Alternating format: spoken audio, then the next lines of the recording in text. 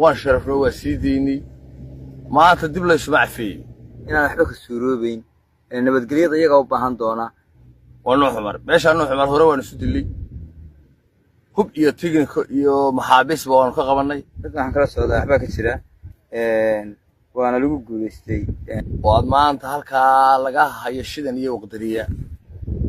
madaxeeda inaan si cad ku basaaska halka ku soo lugay ee soo basaas marka kaana gacanta ayaa lagu dhigay ninkaasi waa hanjabay waa toodooday wax been iyo khuruufaad buu halka ka soo shubay faarax fuushin waxba odhan maayo nin dhahar u dhashay shirkaygan jaraad maanta wuxuu daaran yahay anigoo ku sugan area waqdiriya wuxuu daaran yahay nimanka nabadgelyo darrada iyo dabdarooyinka dhulka ee ka wada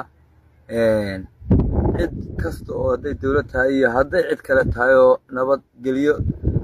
nooma dhoodhaysaa inaan waxba ka suuroobayn nabadgelyada iyaga u baahan doona iyagaanu sanka ka gelinaynaa nabadgelyo markay u baahdaan inaanu nimankaa iska celino aanu meel ku ogaano cid kale dawladda waxaan leeyahay iyada faragelinta ay dhulka iyaga ku hayso iyo inay cid ku casunto iyada midaan ka ogolaanayno ma aha cidda kale ee iyaduna masiiriyadda khaldan ee lama dhoodhaysa dawladda annaga adduunkiisa waxaan ka weydiinayaa cidna u daba fadhiisan mayno cidda madhoodhayntaa wadana annaga ka waajib qaadanayna kamana ogolaanayno ina masiiriyad khaldan cidi meelaha diil la gasho xukuumadda iyo cido kale oo ay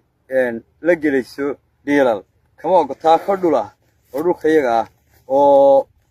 lala galo ciddii lagula galona kama ogolaan doono arrintan waxaan u arkaa feeg mana iman karaan kumana dhacanay mar dambe laba waqdiriya iyo waxyaabo ay ka sii yiraahdaan dhulkayga waqdiriya iyo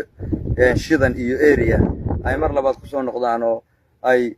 nabad feega iyo igu sawir dambe inay la soo doontaan dhulkayga annaganba ka ogolaanay waxaan kala socdaa cid aan anagu keeno mooyaane cidna kama ogolin inay dhulka macdan ka qodato aan anagu ogolaansho siino mooyaane arrintan waxaan kala socdaa waxba ka jira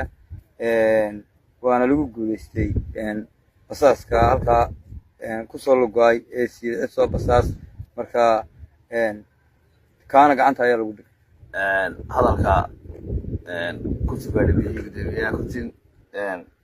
anigu hal misal quraan ka hadlaya waxaan la hadlayaa nin aanu abti u nahay oo halkaa media ka soo duubay oo la yidhaahdo garayd